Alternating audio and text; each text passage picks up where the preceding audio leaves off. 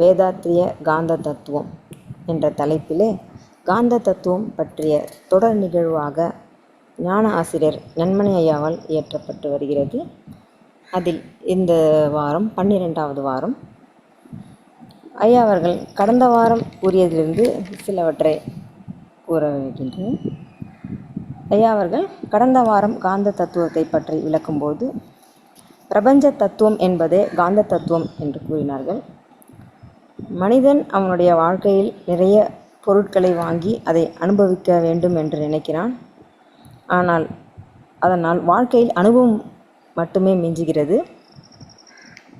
மரணத்தின் போது பஞ்சபூதங்கள் பிரிகின்றது. அனுபவம் என்பது மட்டுமே நமது சங்கதிகளுக்கு தலைமுறைக்கு தலைமுறையாக கடத்தப்படுகிறது. பஞ்சபூதங்கள் ஒரு விண் என்பதன் மையத்தில் சுத்தவெளியாகிய தெய்வம் இருக்கிறது. விண்ணின் நெருங்கிய கூற்றின் இயக்கமே காற்று, நெருப்பு, நீர், நிலம் போன்றவை வருகிறது. ஒவ்வொரு விண்ணுக்கும் சுத்தவெளியாகிய தெய்வம் இருக்கிறது. அதனால்தான் பஞ்சபூதங்களை தெய்வமாக வணங்கினார்கள். மனிதன் மனதிற்கு பஞ்சபூதங்களை இசைவாக இருந்ததுதான் இயற்கை. அதற்காகத்தான் கோயில்கள் கட்டினார்கள். பஞ்சபூத ஸ்தலங்கள் கட்டி வணங்க வைத்தார்கள். நெருப்புக்கு சிதம்பரம், நெருப்புக்கு திருவண்ணாமலை, விண்ணுக்கு சிதம்பரம், நிலத்திற்கு காஞ்சிபுரம், நீருக்கு திருவானைக்காவல் என்று எல்லாவற்றையும் தெய்வத்தன்மையுடைய காந்த தத்துவத்தை புரிந்து கொள்வதற்காக கட்டினார்கள். அறம் என்ற நிலையில் வாழ கோயில்கள் சென்று வர வைத்தார்கள்.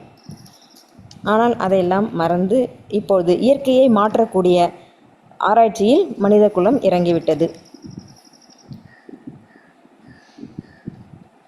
விண்ணின் அழுத்தம் டென்சிட்டி என்று சொன்னார்கள் ஐயா. விரிவலை அந்த டென்சிட்டி அதிகமாகும்போது ஒளியாக வருகிறது. பஞ்சபூதங்களில் வித்தியாசமான காந்தம் வெளிப்படும், அடர்த்தி வேறுபடும் பொழுது பஞ்ச தன் மாத்திரைகள் 5 பூதங்கள் வரை அந்த அடர்த்தி வேறுபாட்டை உணர்வதுதான். நீரின் அடர்த்தி அதிகமாகும்போது அது சுவையாக உணர்கிறது. மண்ணின் அடர்த்தி அதிகமாகும்போது அது வாசனையாக உணரப்படுகிறது. காற்றின் அடர்த்தி ஒளியாகவும் நெருப்பின் அடர்த்தி ஒளியாகவும் நமக்கு உணரப்படுகிறது. தண்ணீரில் காந்தம் கிடைக்கிறது, அதனால் குளிக்கின்றோம். சூரியனின் ஒளி காந்தம் கிடைக்கிறது, மண்ணில் நடக்கும்போதும் கிடைக்கிறது. இப்படி பஞ்சபூதங்கள் விண்ணின் கூட்டு அது மீண்டும் கரைந்து விண்ணாக மாறிவிடுகிறது. விண்ணினுடைய நெருக்கம் கூடுவதும் குறைவதுமே இந்த பிரபஞ்சத்தில் நிகழ்ந்து கொண்டே இருக்கிறது. உதாரணமாக நிறைய உதாரணங்கள் ஐயா சொன்னார்கள். ஸ்கூலில் திறக்கும்போது, இந்த தேட்டர் திறக்கும்போது எல்லாரும் ஒன்றா வெளியில் போவாங்க. அதுக்கப்புறம் மீண்டும் கொஞ்சம் கொஞ்சமாக திருப்பி வந்து சேருவாங்க அப்படின்றது. அடர்த்தி குறைவதும் மீண்டும் களைவதும் இயற்கையின் நியதி என்று ஐயா அவர்கள் சொன்னார்கள். பஞ்சத்தன் மாத்திரைகள் பஞ்சபூதங்களில் இருந்து அடர்த்தியான காந்தம் வெளிப்படும் சமயம் மட்டுமே என்று கூறினார்கள். அடுத்ததாக ஒரு கேள்வி கேட்டு நிறைவு செய்தார்கள் ஐயா அவர்கள். பூனை கண்ணை மூடினால் உலகம் இருட்டாக இருக்குமா என்ற கேள்விக்கு நீங்கள் சிந்தனை செய்து வாருங்கள் என்று ஐயா கூறினார்கள். இந்த வாரம் அதற்குண்டான பதிலை ஐயா அவர்கள் அளிப்பார்கள் என்ற நம்பிக்கையில் தமிழ் ஆனந்த யோக அருத்தொண்டர்கள் அனைவரின் சார்பாக ஐயா அவர்களை வாழ்க வளமுடன் என்று வாழ்த்தி வரவேற்கிறேன்.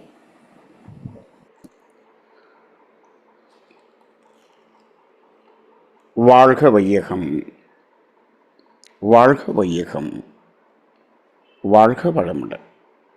குரு வாழ்க, குருவே துணை. குருவின் மலரடி போற்றி. சிந்தனையை உடல் நலத்தை சீரமைத்து உய்விட்ட குருவே வாழ்க. தியானமே யோகம், யோகமே ஞானம். தமிழ் ஆனந்த யோகம் வாழ்க வளமுடன். மெய்யன்பர்களே, சிந்தனையாளர்களே, வேதாத்திரிய காந்த தத்துவத்தில் தூய வேதாத்திரிய காந்த தத்துவம், இதில் காந்தம் எவ்வாறு தோன்றியது, காந்த தன் மாத்திரைகளாக எந்த இடத்தில் மாற்றம் கொள்கிறது என்பது வரை நாம் இப்பொழுது சிந்தனை செய்து புரிந்து கொண்டோம். இப்போ அடிப்படையாக இந்த காந்தம் என்ற தத்துவத்தை நாம் எதற்காக தொடர்ந்து இந்த வாரம் 12வது வாரம் எதற்காக இதை தெரிந்து கொண்டிருக்கிறோம் என்பதனுடைய காரணம் இனிமேல் தான் நம்ம அதை உணர்ந்து கொள்ள இருக்கிறோம்.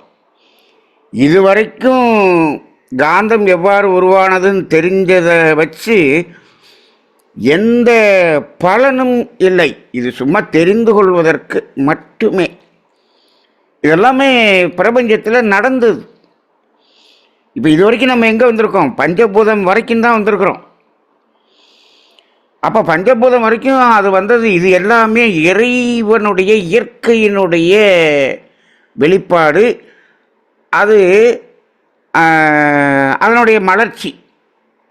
அதை தெரிந்து கொண்டோம். நமது வாழ்க்கைக்கும் அதற்கும் நேரடியான தொடர்பு இருக்கிறதா என்று கேட்டால் இல்லை, இல்லை. இப்போ இனிமேல் தான் நமது வாழ்க்கையில் இருக்கக்கூடிய நேரடியான உண்மையான தொடர்பை நாம் உணர்ந்து கொள்ள இருக்கிறோம்.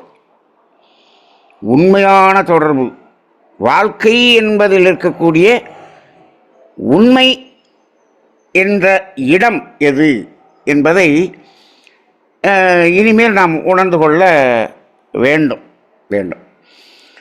அதிலிருந்து இப்போ நாம் விலகி சென்று ரொம்ப தூரம் வந்திருக்கோம், ரொம்ப தூரம் வந்துட்டோம். இப்போ அந்த உண்மை நிலை என்பதை உணர்ந்து கொண்ட பிறகு மீண்டும் அந்த நிலையை நோக்கி திரும்ப வேண்டும் என்பதுதான் நோக்கம். அதனால் இனிமேல் நாம் பேசக்கூடிய தத்துவங்கள் அனைத்தும் மிகவும் உணர்வு பூர்வமாக நாம் உணர்ந்து கொள்ள வேண்டிய இடமாக இருக்கும். சரி, அதில் நம்ம திரும்பி வரல அப்படின்னு சொன்னால் இந்த தத்துவங்கள் முழுவதையும் கேட்டு பயனில்லை, இதை பேசியும் பயனில்லை. இனிமேல் இதை பேசி ஒரு பயனும் இல்லை என்று சொன்னால் அது பேசுவதும் நேர விரயம் என்று ஆகிவிடும் என்ற ஒரு நிலைதான். அதனால் இப்போது நாம் எந்த இடத்துக்கு போகிறோம் அப்படிங்கிறது இப்போ உங்களுக்கு தெரிஞ்சிருக்கும். என்ன, இப்போ அடிப்படை காந்தம்ங்கிறதுக்கு வந்துட்டோம். இது தன்மாத்திரைகளாக மாறினாலும் அது அந்த காற்றிலிருந்தும் நெருப்பிலிருந்தும் நீரிலிருந்தும் நிலத்திலிருந்தும் அந்த அழுத்தமாக வெளியேறும்போது மட்டும்தான் தன்மாத்திரை அப்படின்னு புரிஞ்சுக்கிட்டோம். அது வெளியேறிய பிறகு என்ன ஆகிறது? அந்த காந்த தன்மாத்திரை அடிப்படை காந்தமாக மாறிவிடுகிறது. அதுக்காக தான் நம்ம அந்த ஒரு தியேட்டர்லேருந்து வெளியே வர்ற கூட்டத்தையும் ஸ்கூல்லேருந்து வெளியே வர்ற கூட்டத்தையும் பற்றி நம்ம போன தடவை நம்ம பேசணும். இது ரொம்ப ரொம்ப ரொம்ப ரொம்ப முக்கியமான அந்த உதாரணம். அதுபோல் தான் இங்கும் அது வெளிப்படும் போது அழுத்தம், ஒளி, சுவை, மனம் அப்படின்னாலும் அது வெளியேறிய பின் அடிப்படையான காந்தமாக மாறுகிறது. இப்போ சொல்லுங்கள், இப்போ இந்த இயக்க பிரபஞ்சம் முழுவதும் காந்த களம் என்று சொல்லுகிறோம் அல்லவா? இந்த இயக்க பிரபஞ்சம் முழுவதும் காந்தம் நிறைந்திருக்கிறது. அதுக்கு என்ன பேர் சொல்கிறோம்? வான்காந்தம்னு பேர் சொல்கிறோம். இப்போ இந்த வான்காந்தம்ங்கிற அந்த காந்தம்ங்கிறது அடிப்படை காந்தமா, சுவையா, ஒளியா? Incoming voice call from Ellen Chandran. அப்ப இந்த காந்த தன் மாத்திரைகளாக தனித்தனியாக இந்த பிரபஞ்சத்தில் இருக்கிறதா என்று கேட்டால் இல்லை. இந்த காந்தக்களம் முழுவதும் அடிப்படை காந்தமாகத்தான் இருக்கிறது. அது என்ன ஆகிறது? அது காற்றினுள், நெருப்பினுள், நீரினுள், நிலத்தினுள் ஒடுங்கி அங்கிருந்து வெளிப்படும்போது அந்த அடர்த்தியில் வெளிப்படுகிறது. அங்கிருந்து வெளிப்படும்போது அந்த அடர்த்தியாக வெளிப்படுவதை நாம் பார்க்குறோம். சரி, அப்போ அது உடனே அதனுடைய அது அடிப்படை காந்தமாக மாறிவிடுமா அப்படின்னு பார்த்தோம் அப்படின்னு சொன்னோம்னா, அது அதனுடைய அடர்த்தியும் அழுத்தத்தையும் பொறுத்து இருக்கிறது என்று நாம் உணர்ந்து கொள்கிறோம். சரி, இப்போ இதில் இப்போ இந்த மாதிரி நம்ம புரிந்து கொண்டாலும் இப்போ சில நேரங்களிலே இப்போது நாம் சாதாரணமான பஞ்சபூதங்களிலிருந்து வெளிப்படுவதை நம்ம இப்போ பேசிட்டோம். ஆனால் இதன் பிறகு இந்த அண்டங்கள் என்று உருவாகியதல்லவா, அப்போ என்ன ஆனது? பெரிய பெரிய கோள்கள் என்று உருவாகிவிட்டது. அப்போ இதையும் பஞ்சபூதம் தான் சொல்கிறோம், பஞ்சபூதம் தான் சொல்கிறோம். இப்போ சூரியன் எவ்வளவு பெருசு! இப்போ இது சாதாரணமாக மிகச்சிறிய ஒரு நட்சத்திரம் தான் இந்த சூரியன்னு நம்ம சொல்லிக்கிட்டு இருக்கோம். இதை விட பெரிய பெரிய சூரியன்கள் எல்லாம் நட்சத்திரமாக, கோடிக்கணக்கான நட்சத்திரங்களாக இருக்கிறது அப்படின்னு பார்த்துருக்குறோம். அப்போ இப்படி அதனுடைய அந்த பிரபஞ்சம் கோள்கள் அளவுக்கு திணிவு பெற்று வந்த பிறகு அதிலிருந்து வெளிப்படக்கூடிய அலைகள் என்று ஒன்று இருக்கிறது அல்லவா, அந்த அலைகள் அப்படிங்கிறது எவ்வளவு அடர்த்தி நிலையில் வெளிப்படும் அப்படின்னு பார்க்கும்போது, அதிலிருந்து வெளிப்படக்கூடிய அலைகளினுடைய தன்மை அந்த அடர்த்தி நிலையிலேயே வந்து அதிலிருந்து அதை களைவதற்கான காலம் எடுத்துக்கொள்ளும். இப்போ ஏன் இதை நம்ம சிந்திக்க வேண்டி இருக்குன்னா, நம்ம சாதாரணமாக மண் அப்படின்னு சொல்கிறது வேற.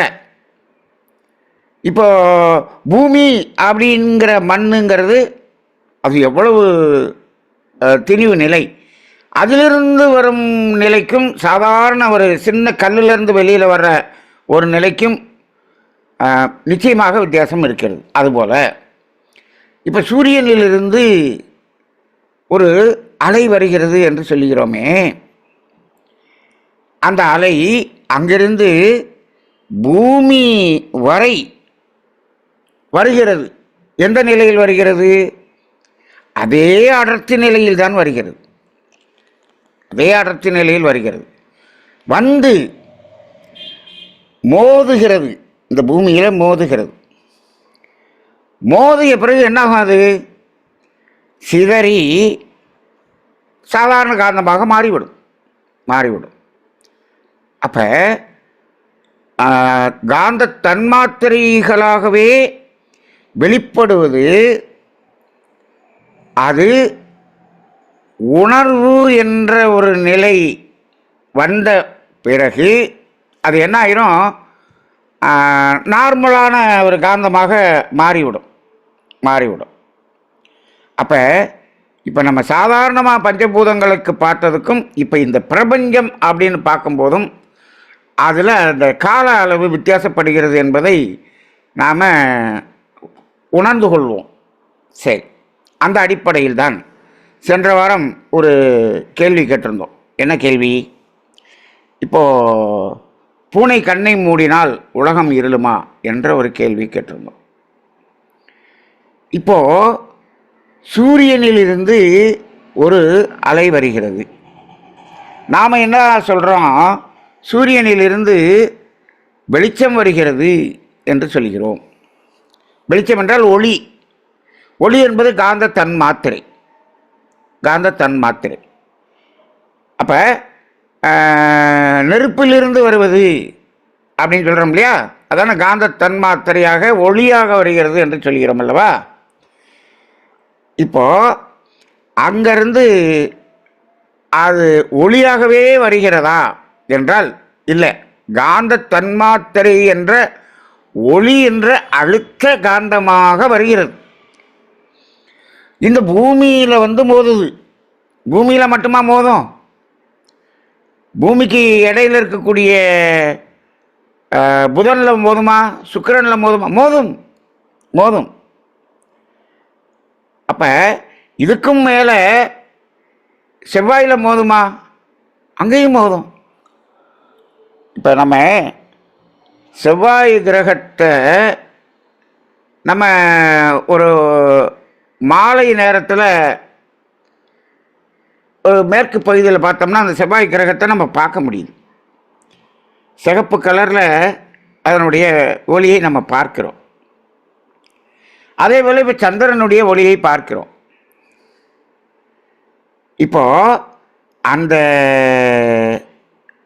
சூரியனிலிருந்து வந்த அந்த அலை சந்திரனில் மோதி அது என்ன, அது ரிஃப்ளெக்ட் ஆகி நம்ம பூமியிலையும் மோதுது. அப்படியும் பார்க்குறோம். அப்போ சூரியனிலிருந்து வரக்கூடிய அந்த அலையினுடைய அழுத்தம் அவ்வளவு அழுத்தம். அது இங்கு வந்து மோதக்கூடிய அளவுக்கு அதனுடைய அந்த அழுத்தம் அழுத்தமாகவே வருகிறது. வந்து மோதிய பிறகுதான் என்ன ஆகுது, அது கொஞ்சம் அடுத்து என்னாகும், கொஞ்சம் கொஞ்சம் கொஞ்சமாக என்ன ஆயிரும், அடிப்படை காந்தமாக மாறிவிடும். அதுவுமே அடிப்படை காந்தமாக மாறிடும். இப்போ அங்கேருந்து வரக்கூடிய அலை என்பது காந்த அலை தானே. சூரியனிலிருந்து ஒரு அலை வருகிறது என்று சொல்கிறோம். நீ அலை என்று சொன்னாலே அது காந்தம்தான். நீ அலை இயக்க தத்துவம் என்று சொல்கிறோம். அலை என்பதே ஒரு காந்தம்தான். ஒரு மனிதனுடைய எண்ணம் அலை என்று சொல்கிறோம் அல்லவா. ஒரு எண்ண அலைன்னு சொல்கிறோமே, அதுவும் காந்தம்தான். அலை என்று சொன்னாலே காந்தம்தான். அதனால தான் அடிப்படையாக இந்த காந்த தத்துவத்தை புரிஞ்சுக்கிறோம். இப்போ ஏன் இப்போ இந்த இடத்த நம்ம சூரியனை நம்ம பார்க்க வேண்டியிருக்குன்னா, நம்ம முதல்ல என்ன பண்ணுறோம், அழுத்தம் ஒளி ஒளி சுவை மனம்னு வெளிப்படும். வெளிப்பட்ட பிறகு அப்புறம் மீண்டும் அது அடிப்படை காந்தமாக மாறிவிடும் அப்படின்னு சொல்லியிருக்கிறோம். ஏன் அப்படி சொன்னோம் அப்படின்னா, இந்த பிரபஞ்சம் முழுவதும் காந்தக்களம், காந்தக்கடல், வான்காந்தம் அப்படி தான் நம்ம மகரிஷி சொல்லியிருக்காங்க. அப்போ முழுவதுமாக இருக்கக்கூடியது வான்காந்தம் அப்படின்னு தான் சொல்லியிருக்காங்க. அப்போ அதை வந்து அஞ்சா பிரிச்செல்லாம் சொல்லலை. ஆனால் அந்த ஐந்தாக வெளிப்படுவது, அது அடிப்படை காந்தமாக மாறுவது என்பது அது அதனுடைய அந்த கோளினுடைய அடர்த்திக்கு தகுந்தாற்போல் அது அந்த சிதைவடைந்து காந்தமாக மாறக்கூடிய காலம் என்ன ஆகுது, வேறுபடுகிறது என்பதை புரிந்து கொள்ளணும். ஏன்னு கேட்டோம்னா, அது வெளியே வந்த உடனே அடிப்படை காந்தமாக மாறிடும் சொல்லிட்டீங்களே, அப்போ சூரியன்லேருந்து இங்கே வரைக்கும் வருதே அழுத்தமாக அப்படின்னு இப்போ நம்ம கேள்வி கேட்டுருவோம். அதுக்காகத்தான் இப்போ நம்ம வந்து இதை பேசுகிறோம். அது வந்து அடிப்படையாக நம்ம வந்து அதாவது விண், காற்று, நெருப்பு, நீர், நிலம், அந்த அந்த பேசிக்காக நம்ம வந்து அதை புரிஞ்சுக்கிட்டோம். ஆனால் இப்போது அந்த கடல் நீர் அப்படிங்கிறதுக்கும் ஒரு குளத்து நீர் என்பதற்கும் வித்தியாசம் இருக்கிறது அல்லவா. அப்போ அந்த அடிப்படையில் தான் இந்த கோள்களினுடைய திணிவு நிலைக்கு தகுந்தாற்போல் அதிலிருந்து வெளிப்படும் அந்த அலை மீண்டும் அந்த அடிப்படை காந்தமாக மாறுவதற்கான காலம் வேறுபடுகிறது என்பதை தெரிந்து கொண்டோம். சரி, இப்போ அங்கிருந்து வெளிச்சம் வருகிறது என்று நாம் சொல்லுகிறோம். வெளிச்சம் வருகிறது என்று சொன்னால் இந்த பூமியில் அந்த சூரியனிலிருந்து அந்த வெளிச்சம் நேராக வந்து அந்த இரவு நேரம், பகல் நேரம் என்று சொன்னால் அங்கே அந்த வெளிச்சம் வந்து இங்கே வெளிச்சமாக இருந்து கொண்டே இருக்க வேண்டும். அது வெளிச்சமாகத்தானே இருந்துக்கிட்டு இருக்கு அப்படின்னு தான் நம்ம சொல்கிறோம். இப்போது பூனை கண்ணை மூடிவிட்டது. வெளியில் வெளிச்சமாக இருக்கிறதா இருட்டாக இருக்கிறதா இதான கேள்வி. அந்த பூனை என்ன சொல்லுகிறது? இந்த பூமி இருட்டாக இருக்கிறது என்று சொல்லுகிறது. நாம் என்ன சொல்லுகிறோம்? இல்லை, நீ கண்ணை மூடி இருக்கிறாய், வெளியில் இருக்கக்கூடிய வெளிச்சத்தை நீ பார்க்கவில்லை, வெளியில் வெளிச்சமாகத்தான் இருக்கிறது என்று அருகில் இருக்கக்கூடிய நாம் சொல்லுகிறோம். இப்போ அந்த பூனை என்ன சொல்லுகிறது? நீ கண்ணை மூடி பார், அப்பொழுதுதான் தெரியும் என்று சொல்லுகிறது. அப்போ நாம் கண்ணை மூடிட்டோம், நமக்கும் இருட்டாக தான் தெரியுது. ஆமாம், வெளிச்சம் இல்லை. அப்போ இன்னொரு பக்கத்தில் இருக்கிறவர் என்ன சொல்கிறாரு? நீயும் புலனை மாதிரி கண்ணை மூடிட்டப்பா, அதனால உனக்கு தெரியல, நான் பார்க்குறேன் எனக்கு தெரியுதில்ல. இப்போ அவரும் கண்ணை மூடி விட்டால் இப்போ என்ன பண்ணுறோம்? யார் கண்ணை திறந்து பார்க்கிறார்களோ அவர்களுக்கு வெளிச்சம் தெரிகிறது. அப்போ கண்ணை மூடியவர்களுக்கெல்லாம் தெரியவில்லை, இருட்டாக தெரிகிறது. அப்போ இப்போ அது வெளியில் இருக்கக்கூடிய வெளிச்சத்தை பார்க்கறதுனால தெரியுதா? நாம் கண்ணை திறந்திருக்கிறப்ப அது வெளிச்சமாக மாற்றம் அடைகிறதா? இதுதான் இந்த இடத்துல கேள்வி. இதுதான் சிந்திக்க வேண்டிய கேள்வி. இந்த இடத்தை சிந்தித்து பார்த்தோம் என்று சொன்னால், கண்ணை திறக்கும் பொழுது இந்த கண்ணின் வழியாக அந்த அலை மோதும்போது, எது சூரியனிலிருந்து வரக்கூடிய அலை இந்த கண்ணில்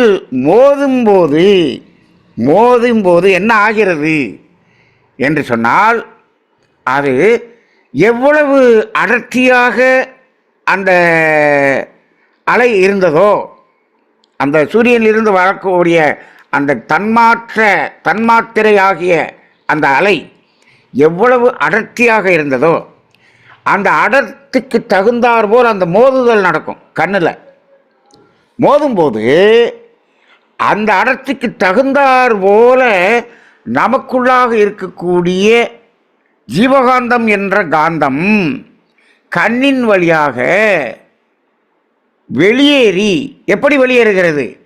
வெளிச்சமாக வெளியேறுகிறது. அப்போ வெளியில் வெளிச்சம் இல்லை, இந்த கண்ணிலிருந்து வெளியேறும் அந்த காந்தம்தான் வெளிச்சமாக வெளியேறுகிறது. அது எதற்கு தகுந்தாற் போல் வெளியேறும் என்று சொன்னால், இந்த சூரியனிலிருந்து வந்த அடர்த்திக்கு தகுந்தாற் போல் இது வெளியேறும்.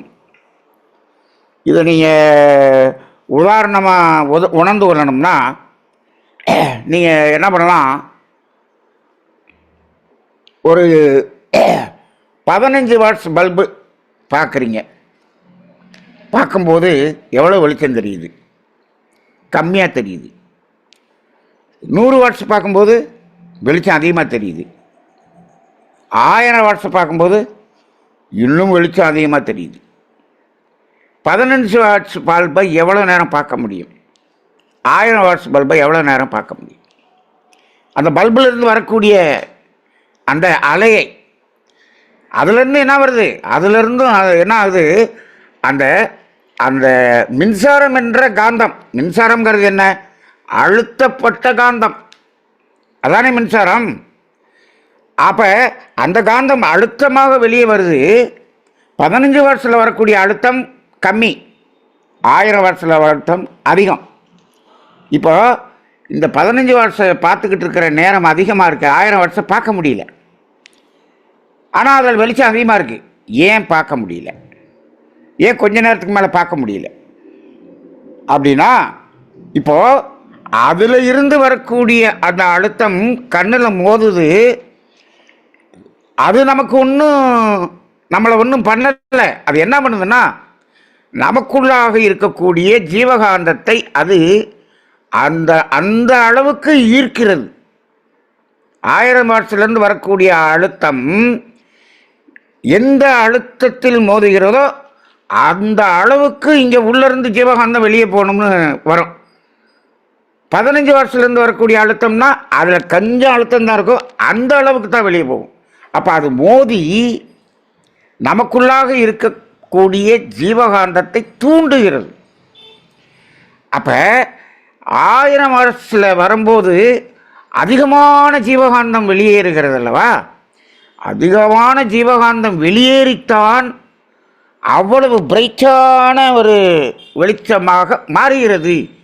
இப்போ அந்த 1000 வாட்ஸ் பல்பிலிருந்து அவ்வளவு வெளிச்சம் வந்ததா, நம்ம கண்ணிலிருந்து அவ்வளவு வெளிச்சமாக நமது ஜீவகாந்தம் மாற்றமடைந்ததா என்று கேட்டால், நம்ம ஜீவகாந்தம் தான் அந்த 1000 வாட்ஸ் பல்பினுடைய வெளிச்சத்துக்கு அளவுக்கு இது வெளியேறுகிறது. அப்போ அந்த வெளிச்சம் என்பது கண்ணிலிருந்து வெளியேறும் ஜீவகாந்தத்தின் தன் மாற்றம். இது தன் மாத்திரை இல்லை, இதன் தன் மாற்றம். கண்ணில் வெளிச்சமாக மாற்றம் அடைகிறது. அப்போ கொஞ்ச நேரத்தில் இங்கே ஜீவகாந்தம் நமக்குள்ளே பற்றாக்குறை ஆகிற போது என்ன ஆகுது? அதுக்கு மேலே பார்க்க முடியல, கண்ணை மூடிடுறோம். கண்ணை மூடிட்டா அந்த பல்பு எரியுதா? பல்புலேருந்து அழுத்தமான அந்த காந்தம்தான் வருகிறதே தவிர அங்கே வெளிச்சம் இல்லை. இந்த பல்புலேருந்தும் வெளிச்சம் இல்லை. அப்போ சூரியன்லேருந்து வருதுன்னா அங்கேயும் அந்த அழுத்தமான அழுத்தம் தான் வந்திருக்குது.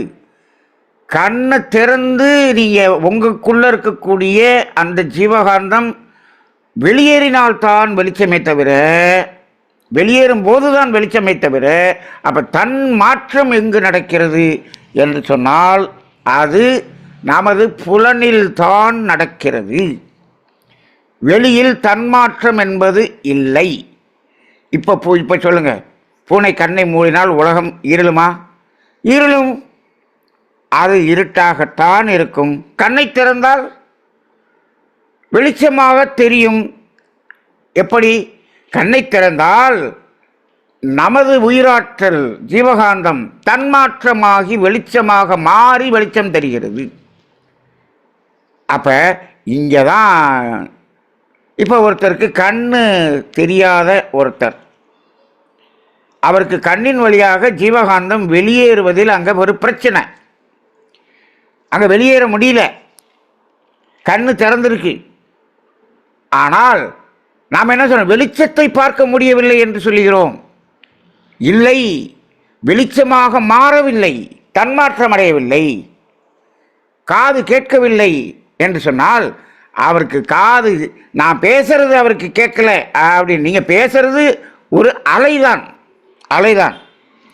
அது என்ன பேசுகிறோம் என்ற அந்த ஒளியாக மாறுவது என்பது அவரது காதில் தான் நடக்குதே தவிர வெளியில இல்லை. நான் இங்கேருந்து பேசுகிறேன், இப்போ உங்கள் காதில் கேட்குதுன்னா உங்கள் காதில் தான் இந்த காந்தம் அப்படின்னு நான் சொல்கிறேன். அந்த காந்தம் என்ற மாற்றம் எங்கு? உங்கள் காதில் தான். உங்கள் ஜீவகாந்தம் தான் காந்தம் என்று தன்மாற்றம் அடைகிறது. அப்போ ஒரு அலை வருகிறது, அந்த அலையினுடைய அந்த எங்கிருந்து வருகிறதோ அதனுடைய அந்த தன்மையோடு வருகிறது. அந்த தன்மை எங்கு மோதுகிறதோ மோதுகிற இடத்தில் அந்த தன்மையை வெளிப்படுத்துகிறது அப்படின்னு சொல்கிறோம் இல்லையா? அந்த தன்மை எப்படி வெளிப்படும்னா, மோதப்படுகிற பொருளின் தன்மைக்கு தகுந்தாற்போல் வெளிப்படும். நீங்கள் கண்ணை திறந்திருந்தா சூரியன் அங்கு வெளிச்சமாக மாறும். கண்ணை மூடி இருந்தால் அங்கு வராது. அப்போ சூரியனிலிருந்து ஒரு அலை வருகிறது. சூரியனிலிருந்து வரக்கூடிய அலை அதனுடைய தன்மையை தாங்கி கொண்டு வருகிறது. அது எங்கு மோதுகிறதோ மோதுகிற இடத்தில் தான் தாங்கி கொண்டு வந்த தன்மையை வெளிப்படுத்துகிறது. மோதப்படுகிற பொருளின் தன்மைக்கு தகுந்தாற்போல் வெளிப்படும். காதில் மோதுச்சுன்னா வெளிச்சமாக தெரியுமா? இல்லையே. கண்ணில் மோதும் போது தான் வெளிச்சமாக மாறுது. அப்போ வெளிச்சம் என்பது அந்த காந்த தன்மாத்திரையினுடைய அடர்த்திக்கு தகுந்தாற்போல் நமது ஜீவகாந்தம் தன் மாற்றம் அடைவதுதான் வெளிச்சம். அப்போ ஒவ்வொரு கண்ணுலையும் தன்மாற்றம் என்பது நடக்கிறது. அப்போ உடம்புக்குள்ள இருக்கக்கூடிய ஜீவகாந்தத்தை அங்கே தன்மாற்றம் அடைய செய்து அதை வெளிச்சமாக மாற்றிக்கொண்டிருக்கக்கூடிய வேலையை இந்த கண்ணு செய்யுது. நம்ம பிறந்ததுலேருந்து இன்னைக்கு வரைக்கும் எவ்வளவு பார்த்தோம், எவ்வளவு நேரம் கண்ணை திறந்து வேலை பார்த்துக்கிட்டு இருக்கோம். அப்போ இந்த ஜீவகாந்தம் எவ்வளவு தன்மாற்றம் அடைந்து கொண்டிருக்கிறது. இந்த தன்மாற்றத்தை அடைவதற்காக இந்த கண்ணுக்குள்ளே எத்தனை வேலை நடக்குது. நாம் இந்த கண்ணை என்னைக்காவது அதை மதிச்சிருக்கிறோமா? அதுக்கு ஏதாவது மரியாதை கொடுத்துருக்குறோமா? அதுலேருந்து உள்ளே இருந்து வரக்கூடிய ஜீவகாந்தத்தை பற்றி நம்ம நினச்சி பார்த்துருக்குறோமா? எதுவுமே செய்வதில்லை. அப்போ இந்த இடத்துல அப்போ கண்ணை திறந்திருக்கும் போது தான் அது வெளிச்சம் அப்படின்னு நம்ம புரிஞ்சுக்கிறோம். இப்போ இதை நம்ம சொல்லும்போது, ஆனால் இந்த மாதிரி கண்ணை திறந்திருந்தால் தான் வெளிச்சமாக இருக்கா, இதெல்லாம் மகரிஷி காந்த தத்துவமாக நடத்தும்போது நாங்கள் அந்த கேள்வியெல்லாம் கேட்கல, அவரும் சொல்லலை. அப்போ எல்லாம் அவர் காந்த தத்துவம் நடத்திட்டு போயிட்டார், 3 நாளில் நடத்தி முடிச்சிட்டார். அதுக்கப்புறம் தான் இந்த கேள்வியெல்லாம் மலர்ந்தது. ஆனால் அவர் அந்த உயிரின தன்மாற்றத்தில் வரும்போது காந்த தன்மாற்றம்ங்கிறத நடத்தி இருக்கிறார். அவர் நடத்தும்போது பெரும் ஜிலேபி கதை தான் அதிகமாக சொல்லியிருக்காரே தவிர கண்ணுக்கு அவர் எதுவும் சொல்லலை. இப்போ நாம் இப்போ இதை சிந்தனைக்கு நம்ம எடுத்துக்கிறோம். அப்போ அந்த அடிப்படையில் இப்போ ஒருத்தர் இதை விளக்கும்போது ஒருத்தர் கேள்வி கேட்டார். இப்போ கூட நீங்கள் கேள்வி நேரத்தில் கேள்வி கேட்கணும்னு யாராவது நினச்சிருக்கலாம். என்ன கேள்வி கேட்டார்னா, இப்போ நாம் கண்ணை மூடிக்கிறோம், கண்ணை மூடிட்டு ஒரு இடத்துல கேமராவை வச்சு என்ன பண்ணுறோம், அப்படி கண்ணை மூடிட்டு நம்ம என்ன பண்ணுறோம், கிளிக் பண்ணுறோம். கேமராவை கிளிக் பண்ணிட்டோம், அது ஃபோட்டோ எடுத்துருச்சு. இப்போது ஃபோட்டோவை டெவலப் பண்ணியாச்சு.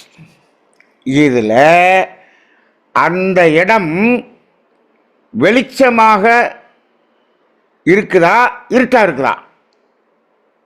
வெளிச்சமாக இருக்குதா இருட்டாக இருக்கா? அந்த ஃபோட்டோவில் பார்த்தா எப்படி தெரியுது? வெளிச்சமாகத்தான் தெரியுது. நல்ல மத்தியான நேரத்தில் ஒரு ஃபோட்டோ எடுத்துட்டோம், நல்ல வெளிச்சமாக அந்த எல்லாமே தெரியுது இல்லையா?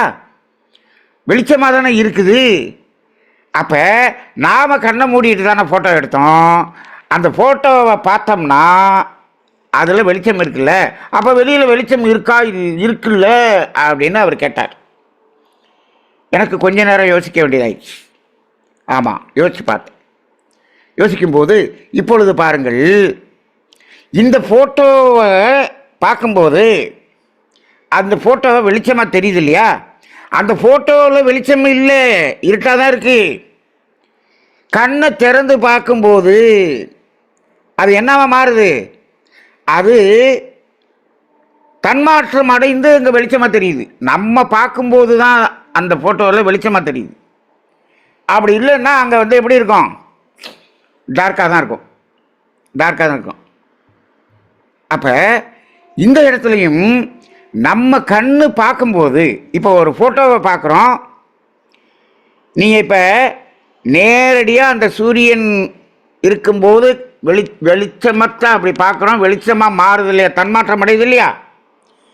இப்போ இந்த ஃபோட்டோவை பார்க்கும்போதும் அந்த ஃபோட்டோவுக்குள்ளே என்ன இருக்குது அப்படின்னு சொன்னால் அந்த தன்மையை அப்படியே என்ன பண்ணிட்டோங்க, அந்த அலையை பதிவு பண்ணிட்டோம்.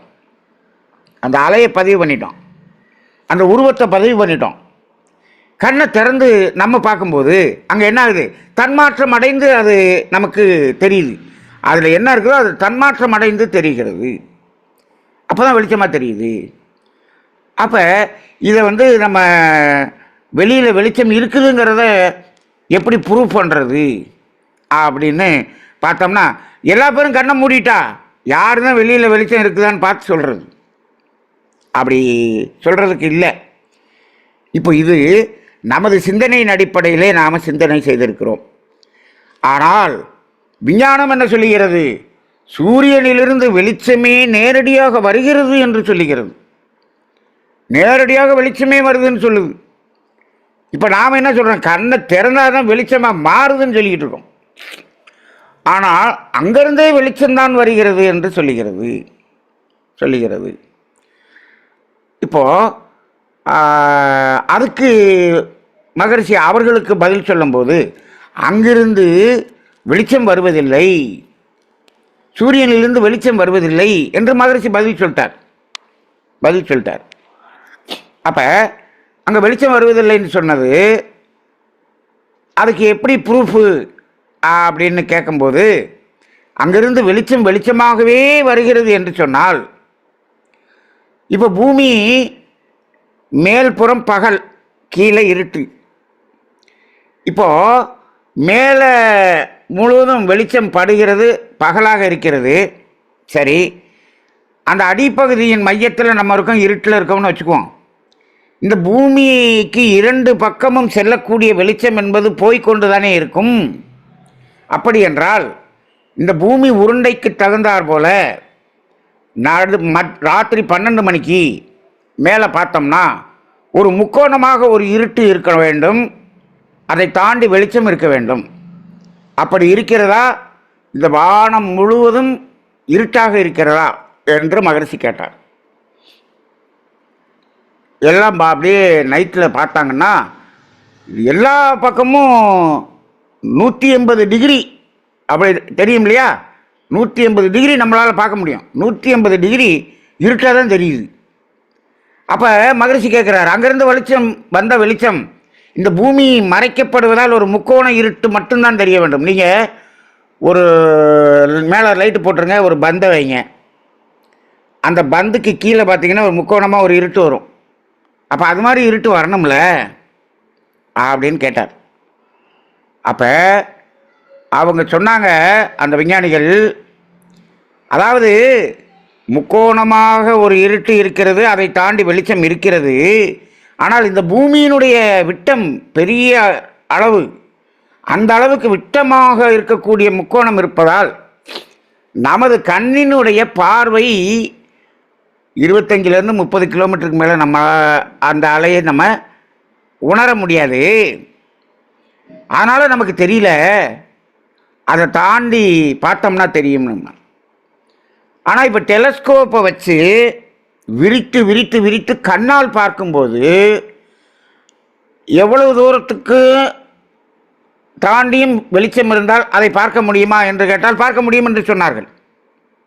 அங்கேயும் கண்ணால் தான் பார்க்க முடியும். டெலஸ்கோப்பை விரிச்சுக்கிட்டே போனோம்னாலும் அங்கே கண்ணில் பார்க்கும்போது அதை பார்க்க முடியும். தூரத்தில், அதாவது இந்த நம்ம நேரடியாக கண் 30 கிலோமீட்டர் பார்க்க முடியும்னா டெலஸ்கோப்பு 3000 கிலோமீட்டர் தாண்டியும் கூட பார்க்க முடியும். கண்ணால் தான் பார்க்க முடியும். அப்போ நீங்கள் பாருங்கள், நைட்டு விரித்து பாருங்கள் என்று சொன்னார். அவர் டெலஸ்கோப் வச்சு விரித்து பார்க்குறாங்க. எவ்வளவு தூரம் மேக்சிமம் விரித்து பார்த்தாலும் இருட்டாக தான் இருக்குது, அங்கே வெளிச்சம் தெரியவில்லை நடு ராத்திரியில். அப்போ இல்லை என்று சொல்லிவிட்டார்கள்.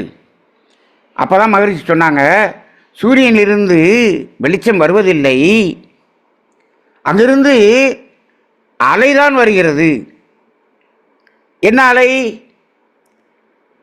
அந்த தன்மாத்திரையாக அழுத்தம் பெற்ற அலை. இந்த இடத்துல நமக்கு தன்மாத்திரைங்கிறத புரிஞ்சுக்கணும். அழுத்தம் பெற்ற அலை. அப்போ அந்த அலை என்ன வருகிறது? இதுக்கு தான் மகரிஷி அந்த சூத்திரம். அந்த அலை, சூரியனிலிருந்து வரக்கூடிய அலை, அந்த ஒரு தன்மையை தாங்கி கொண்டு வருகிறது. என்ன? ஒளி என்ற தன்மையை, வெளிச்சம் என்ற தன்மையை தாங்கி கொண்டு வருகிறது. அந்த தன்மை என்ன? அது அதனுடைய அடர்த்தி தான் அதனுடைய தன்மை. அவ்வளோதான். அதனுடைய அடர்த்தி தான் அவருடைய தன்மை. இப்போ ஒரு மனிதனுடைய தன்மை அப்படிங்கும்போது வித்தியாசப்படுது இல்லையா ஒவ்வொருத்தன்ட்டையும்? ஏன்னா அது ஒவ்வொருத்தட்டையும் இருக்கக்கூடிய அந்த உயிராற்றலின் திணிவுக்கு தகுந்த மாதிரி அவன் என்ன பண்ணுறான், அவனுடைய செயல்பாடுகள் இருக்கிறது அல்லவா? அப்போ அதுபோல் அந்த அடர்த்தி தான் அந்த தன்மை. அப்போ அந்த தன்மை தான் வெளிச்சம் என்ற தன்மையாகவும் வெப்பம் என்ற தன்மையாகவும் வருகிறது என்று சொல்கிறார். அப்போ அது இங்கே எங்கு மோதுகிறதோ மோதுகிற இடத்தில்தான் அது வெளிச்சமாக மாறுகிறது. இந்த பூமியை தாண்டி அங்கு மோதுவதற்கான இடமே இல்லை, அதனால் தெரியல, இருட்டாக இருக்குது அப்படின்னு சொல்கிறார். இப்போ இங்கே பூமியில் மோதுறதுனால அப்படின்னு சொல்கிறார். இப்போ இந்த இடம் இன்னும் கொஞ்சம் நம்ம யோசிக்க வேண்டியதாக இருக்குது. இந்த பூமியில் மோதி என்ன ஆகுது, அந்த சிதறுகிறது அல்லவா, அந்த அந்த இடத்துல தான் நாம் என்ன பண்ணுறோம், பார்க்குறோம். இந்த பூமியில் மோதி சிதறுகிற அந்த அலை இருக்குது பாருங்கள், அதைத்தான் நம்ம கண்ணால் பார்க்குறோம். கண்ணில் பார்க்கும்போது என்ன ஆகுது, வெளிச்சமாக மாறுது. இப்போ இந்த மோதி சிதறுகிறத கண்ணில் பார்க்கும்போது, ஆனால் இந்த பூமியை தாண்டி போகக்கூடிய அந்த அலை அந்த அலையாகவே போய்கொண்டு இருக்கிறது. அது மோதி சிதறுகிற அந்த இடத்துக்கு அங்கே வழி இல்லை அப்படின்னு சொல்கிறார். ஆனால் இதை தாண்டி போகிற அலை சந்திரனில் மோதி சிதறுகிறது அல்லவா, அதை நம்ம என்ன பண்ணுறோம், அதை நம்ம பார்க்க முடியுது. இங்கேருந்து நம்ம சந்திரனுக்கு சுயமாக அங்கே இது கிடையாது, ஒளி கிடையாதுன்னு சொல்கிறாங்க. இந்த சூரியனிலிருந்து வரக்கூடிய அலை மோதி சிதறுகிறது அல்லவா, அந்த சிதறுகிற அந்த அதைத்தான் நம்ம என்ன பண்ணுறோம், இங்கேருந்து பார்க்குறோம். அப்போ அங்கே சிதறதை பார்க்குறோமா என்று கேட்டால் அதுவும் கூட நம்ம சிந்திக்க வேண்டியதாக இருக்கிறது. அந்த சந்திரனில் மோதி என்ன ஆகிறது, அது நமக்கு ரிஃப்ளெக்ட் ஆகுது. இந்த அலையில் மோதுதல், சிதறுதல், பிரதிபலித்தல் இப்படின்லாம் இருக்கு இல்லையா. ஒரு கண்ணாடியில் மோதி பிரதிபலிக்கிற மாதிரி சந்திரனில் மோதி இங்கே வருது. அந்த அலை நம்ம கண்ணில் மோதி நம்ம கண்ணில் பார்க்குறோம். அப்போ இது அங்கே மோதி வந்த அலை தான் பார்க்குறோம். அப்போ இது ரொம்ப சிந்திக்க வேண்டிய ஒன்றாக இருக்கிறது. அது மோதணும், மோதி சிதறணும், அல்லது ரிஃப்ளெக்ட் ஆகணும். அது நம்ம கண்ணில் மோதணும். கண்ணில் மோதும்போது தான் அங்கு வெளிச்சம் என்பதை புரிந்து கொள்ள வேண்டும். இப்போது இந்த அலை அந்த சந்திரனிலே மோதி ரிஃப்ளெக்ட் ஆகி நம்ம பூமிக்கு வருது அப்படின்னு நம்ம சொல்கிறோம் இல்லையா. இதை நம்ம எப்படி புரிஞ்சுக்கலாம் அப்படின்னு நான் சிந்தனை செய்து பார்க்கிறேன். எப்பயுமே இப்போ இது எல்லாமே நம்மளுடைய சிந்தனையில் தான் இருக்குது.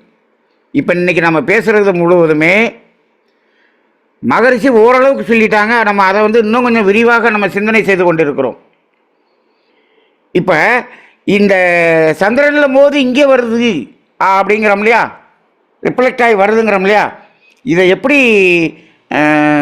புரிஞ்சுக்கிறது அப்படின்னு நான் சிந்தனை பண்ணி பார்க்கும்போது, ஒரு துறையில் இருக்கக்கூடிய சந்தேகத்திற்கு இன்னொரு துறையிலிருந்து நமக்கு விளக்கம் கிடைக்கிறது.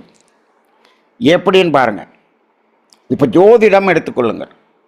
ஜோதிடத்தில் என்ன சொல்கிறாங்க, இப்போ இந்த சூரிய குடும்பத்தில் இருக்கக்கூடிய 9 கோளை வச்சு தான் நம்ம என்ன பண்ணுறோம், இந்த ஜாதக பலன்கள்லாம் சொல்கிறோம். இந்த ஒவ்வொரு கிரகங்கள்லேருந்து வரக்கூடிய அலை நம்ம மேலே மோதி, நம்ம கர்மயத்தில் மோதி, நம்ம கர்மயத்தில் இருக்கக்கூடிய அந்த கர்மவினைக்கு தகுந்தாற்போல் விளைவை கொடுக்கிறதுங்கிறது தான் ஜோதிடம். இப்போ சூரியன், சுக்கிரன், புதன், செவ்வாய், சனி, குரு இதெல்லாம் இருக்கு இல்லையா. இதிலிருந்து வரக்கூடிய அலையெல்லாம் நேரடியாக பூமியில் நமது கர்மயத்தில் மோதுகிறதா அப்படின்னு பார்த்தோம்னா ஜோதிடத்தில் அப்படி இல்லை. என்னன்னு கேட்டால், நம்ம லக்கினம் என்பதை சூரியனை அடிப்படையாக கொண்டு கணித்து கொள்கிறோம். ஆனால் ராசி என்று ஒன்றை என்ன பண்ணுறோம், சந்திரனை வைத்து நம்ம ராசி என்று ஒன்று சொல்லுகிறோம். இது எதுக்கு ராசின்னு ஒன்று வைக்கணும், லக்கணத்தை மட்டும் வச்சுட்டு பார்த்துட்டு போகலாமே. இப்போ லக்கின பலன்கள் என்பது தான் கொடுப்பினை என்று சொல்லுகிறோம். ஆனால் ராசி பலன் ஒன்று சொல்கிறாங்களே, ராசி பலன் இருக்கிறது இருக்கட்டும், இந்த சந்திரனை அடிப்படையாக கொண்டுதான் இது எப்பொழுது நிகழும் என்ற ஒரு இதெல்லாம் சந்திரனை வச்சு தான் செய்கிறோம். அப்போ இப்போ என்ன ஆகுதுன்னா, இப்போது நமக்கு இந்தந்த கிரகங்கள் இப்படி இப்படி இருந்தால் இதெல்லாம் நடக்குங்கிறது ஒரு அமைப்பு. அது நமது கர்மயத்தில் இருப்பதை அந்த சூரியனுடைய அந்த லக்கினம் என்பதை நம்ம என்ன பண்ணுறோம், நம்ம கர்மயத்தில் இருக்கிறத ஜெராக்ஸாக காமிச்சிடும். ஆனால் அது எப்பொழுது அந்த திசை வரும், எந்த வயதில் வரும், எந்த வயதிலிருந்து எது வரைக்கும் வரும் அப்படிங்கிறது சந்திரனை வைத்து தான் டிசைட் பண்ணுறோம்.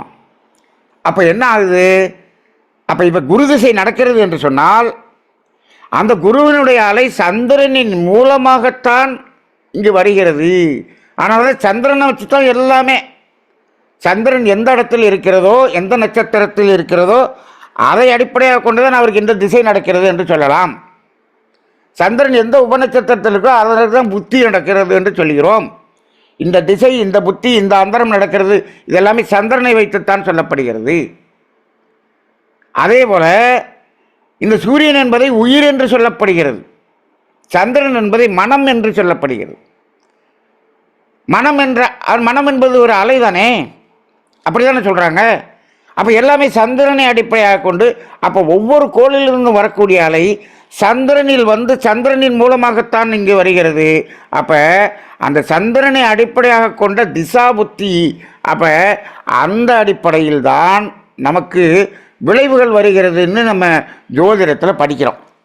அப்படி பார்க்கும்போது சூரியனிலிருந்து வரக்கூடிய அலை மட்டுமல்ல, அந்த ஒவ்வொரு கோளிலிருந்து வரக்கூடிய அலை நமக்கு சந்திரன் மூலமாகத்தான் வருகிறதுங்கிறத பார்க்குறோம்.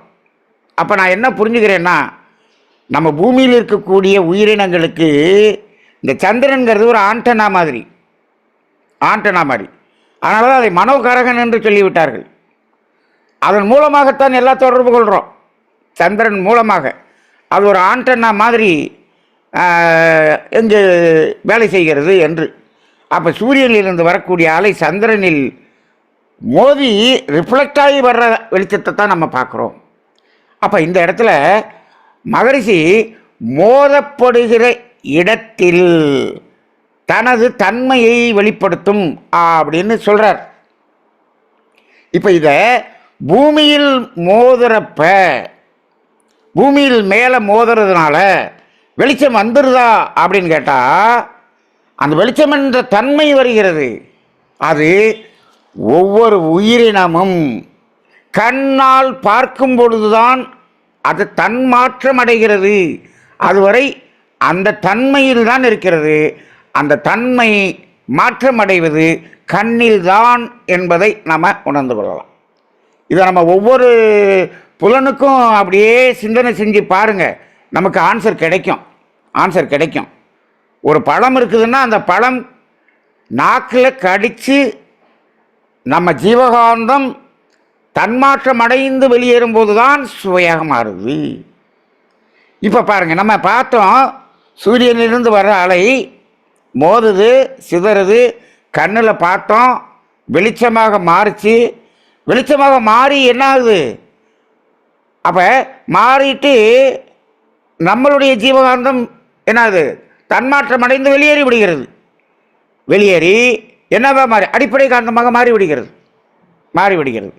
அதே போல் சூரியனிலிருந்து வரக்கூடிய அந்த அலையும் வந்து கொண்டே இருக்கிறது, சிதறிக்கொண்டே இருக்கிறது, அடிப்படை காந்தமாக மாறிக்கொண்டே இருக்கிறது.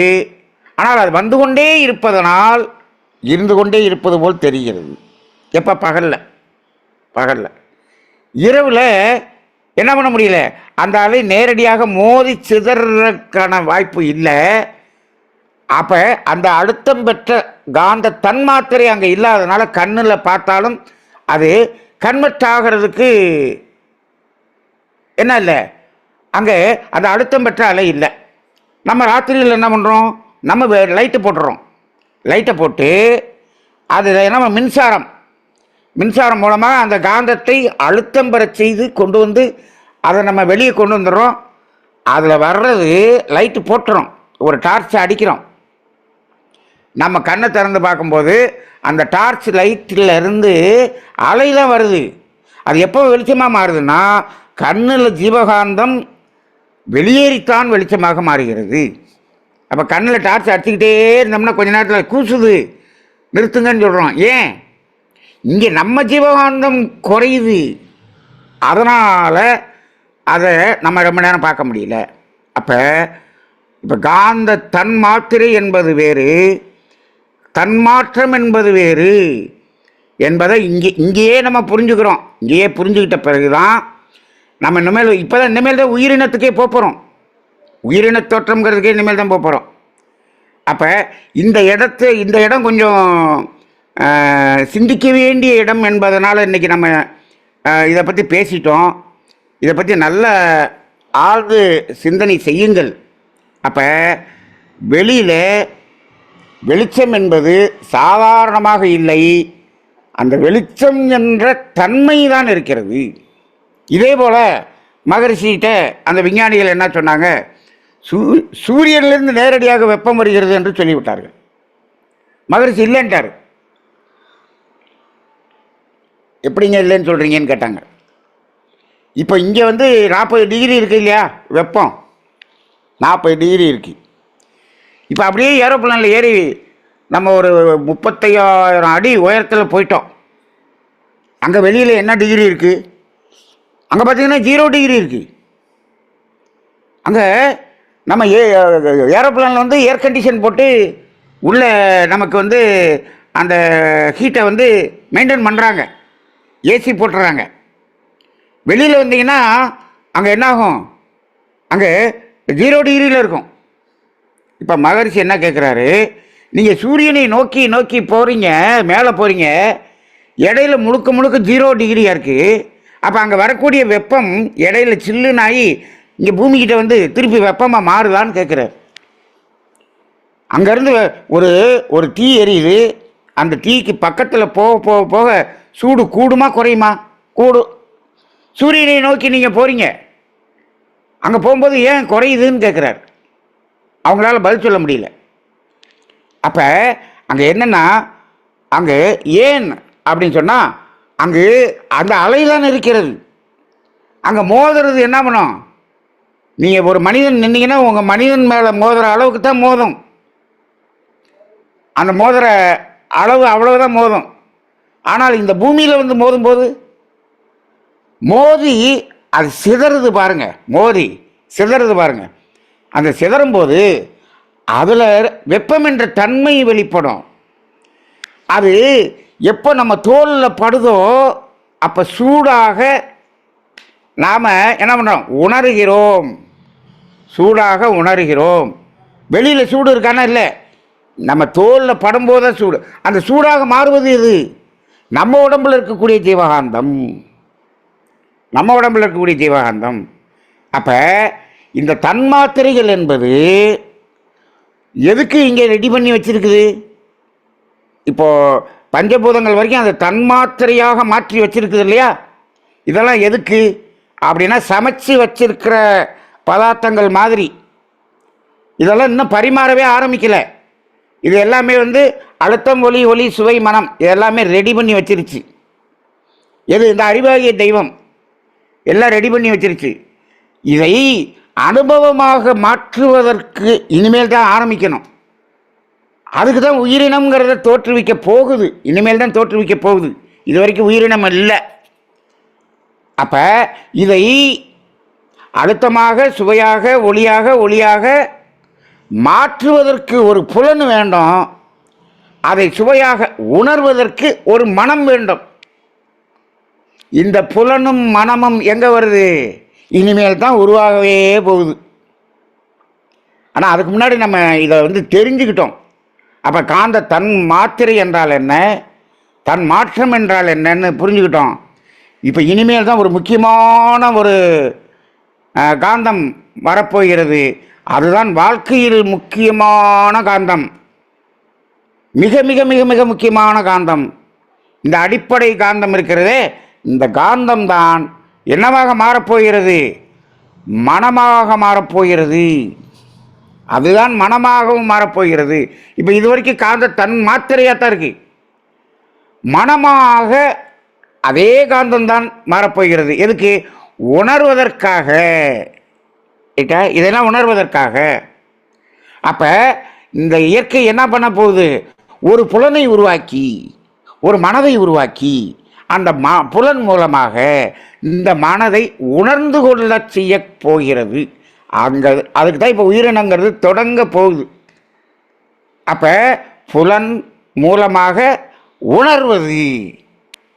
அப்போ இந்த இடத்துல இனிமேல் இந்த உயிரினம் என்று தோன்றும்போது அந்த உயிரினத்திலே அந்த உயிரினத்தின் அடிப்படையான ஒரு பெரிய ஒரு நிகழ்வு என்ன என்று கேட்டால், முழுமையான நிகழ்வு என்ன என்று கேட்டால், உணர்தல் என்பது தாங்க முழுமையான அந்த உணர்வு என்பது தாங்க முழுமையானது. அதை நம்ம 5 அறிவு வரைக்கும் பார்ப்போம் என்ன உணருதுன்னு.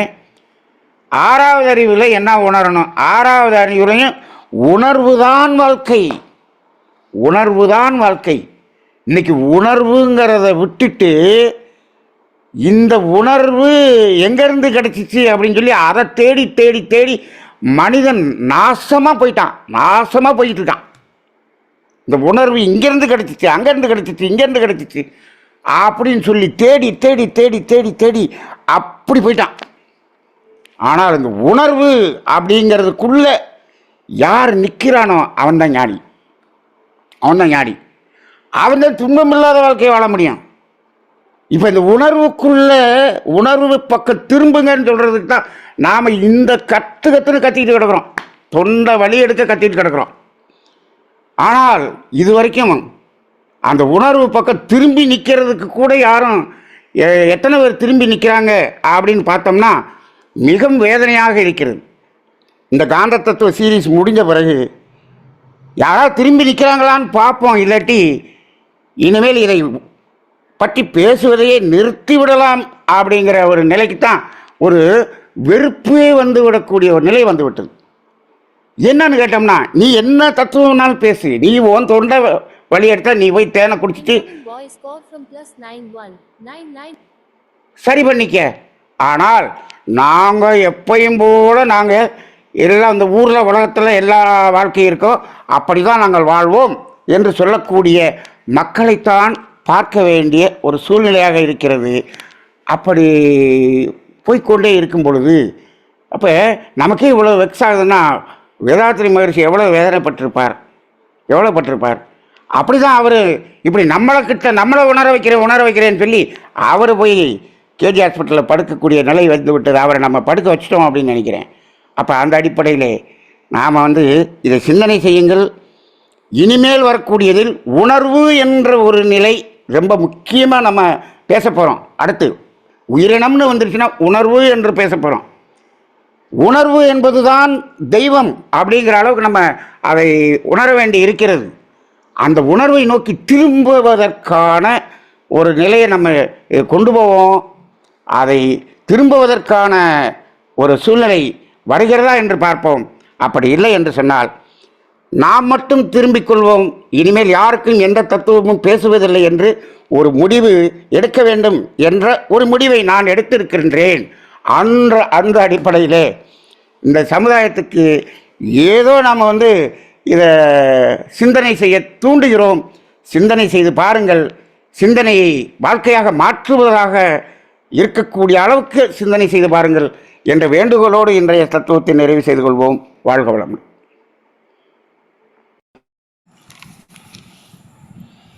நன்றிங்க ஐயா.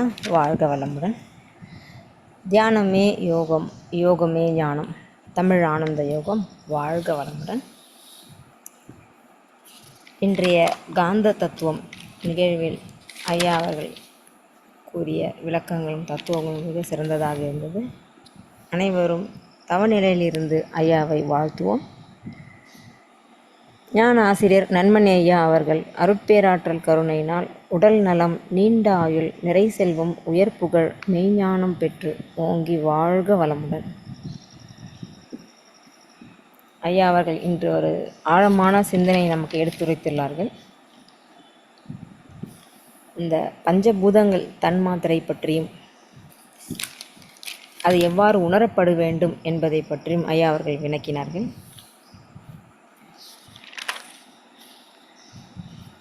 கடந்த 12 மாதங்கள் பஞ்சபூதங்கள் எப்படி உருவானதை பற்றி ஐயா கூறினாங்க. இவ்வாழ்க்கையில் உண்மையான தத்துவம் என்ன என்பதை நாம் உணர்ந்து கொள்ள வேண்டும் என்பதற்காக இன்றுதான் காந்த தத்துவத்தின் அடிப்படை முக்கியமான இனி வரும் வாரங்களில் தொடரும் என்று சொன்னாங்க ஐயா. அடிப்படை காந்த தத்துவம் அழுத்தமாக அதனுடைய அடர்த்தி காற்று நெருப்பு வெளியேறும்போது காந்தம் தன்மாத்திரையாகி மீண்டும் அடிப்படை காந்தமாக மாறுகிறது என்று சொன்னார்கள். சூரியனிலிருந்து வருவது அழுத்தமான அலை. அது காந்த தன்மாற்றம் அடைந்து பூமியில் மோதும் போது மட்டும்தான் அதனுடைய அடர்த்தி குறைந்து மீண்டும் அடிப்படை காந்தமாக மாறுகிறது. இதற்கு உதாரணமாகத்தான் இந்த பூனை கண்ணை மூடி இருக்கும்பொழுது இருட்டாக உள்ளது என்று அந்த வசனத்தை எடுத்து நமக்கு விளக்கினார்கள் ஐயா அவர்கள். யார் கண்ணை மூடினாலும் இருட்டாக இருக்கும், திறந்து பார்க்கும்போது தான் வெளிச்சமாக இருக்கும். அப்போது வெளிச்சம் வெளியில் உள்ளதா அல்லது எங்கு இருக்கிறது என்பதை நம்ம உணர முடியும். சூரியனிலிருந்து வரும் அலை கண்ணில் மோதும் போதுதான் அந்த அடர்த்தி தகுந்தாற் போல நம்மளுடைய ஜீவகாந்தம் வழியாக தான் நாம் அந்த வெளிச்சத்தை உணர்கிறோம் என்று ஐயா அவர்கள் புரிய வைத்தார்கள். இது மிகவும் வித்தியாசமான கோணலாக இருக்கிறது. நாம் சூரியனிலிருந்து வெளிச்சம் நேராக வருது எல்லா இடத்துலையும் அப்படின்னு தான் நம்ம நினச்சிருக்கோம். ஆனால் சூரியனிலிருந்து வரும்போது அது அதனுடைய அடர்த்தி தகுந்தாற்போல் வெளியேறுகிறது. இப்போது ஒரு 1000 வாட்ஸ் லைட்டை பார்க்கும்போது நமக்குள்ளாக இருக்கும் ஜீவகாந்தம் வெளியேறி அதை உணர்கிறோம் என்று ஐயா அவர்கள் ரொம்ப உதாரணத்தோடு எடுத்துரைத்தார்கள். அதாவது நம்மளுடைய ஜீவகாந்தம் தன்மாற்றம் அடைந்து அது நம்ம புலன்கள் மூலமாகத்தான் நாம் அதை உணர்கிறோம். நமது ஜீவகாந்தம் தான் காந்த தன்மாற்றம் அடைந்து சூரியனிலிருந்து வரும் அலை அதை தன்மையை கொண்டு வருகிறது. மோதப்படும் போதுதான் அதன் தன்மை வெளிப்படுகிறது, வெளிச்சமாகவும் வெப்பமாகவும் உணரப்படுகிறது. அது கண்ணில் தன்மாற்றம் அடைகிறது.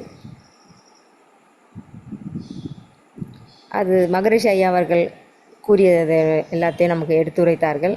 மிகவும் அனுபவமாக இருந்தது.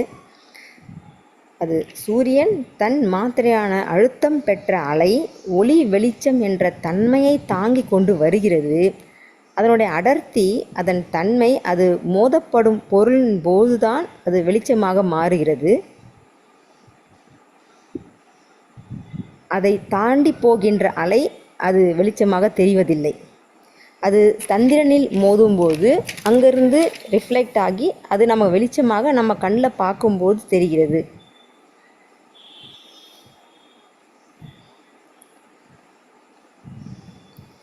அலை அதாவது அந்த சூரியனில் வரும் அலை மோதப்படும் இடத்தில் அதன் தன்மையை பொறுத்தும் அது வெளிப்படுத்தும்.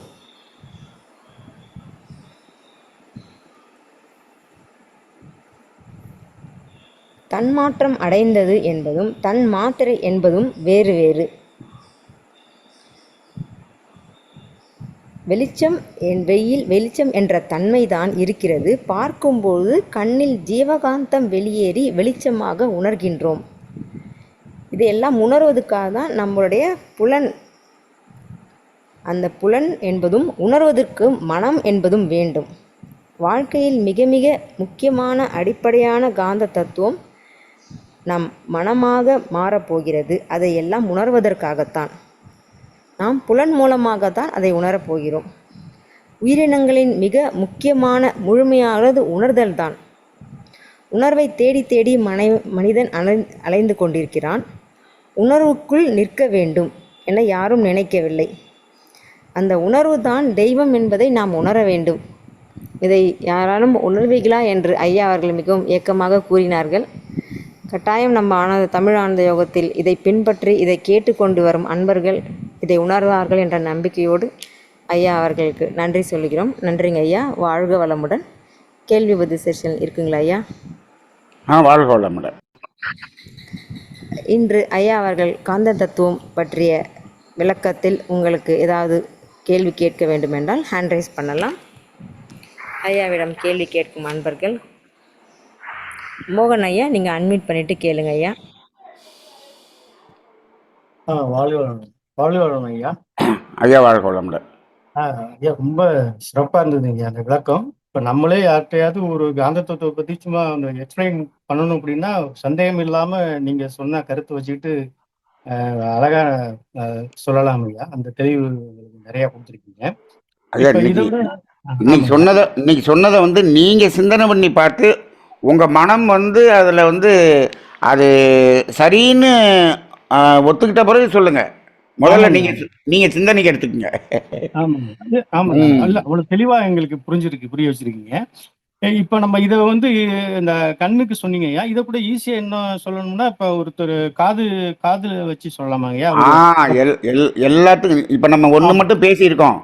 நம்ம ஆமா என்ன ஆமா இப்போ நம்ம ஒவ்வொரு உயிரினமாக போகும்போது நம்ம ஒவ்வொன்றை பற்றியும் பேசுவோம். ஆமாங்க.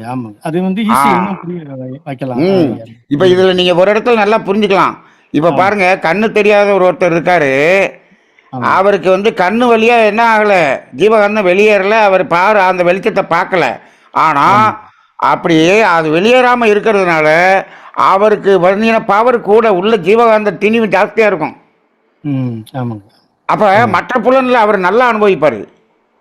நீங்க இந்த கண்ணு தெரியாம காது கேட்காம இருக்கிறவங்களுக்கு வந்து அவங்களுடைய பவர் வந்து மற்றதுல வந்து ரொம்ப பிரைட்டா இருப்பாங்க.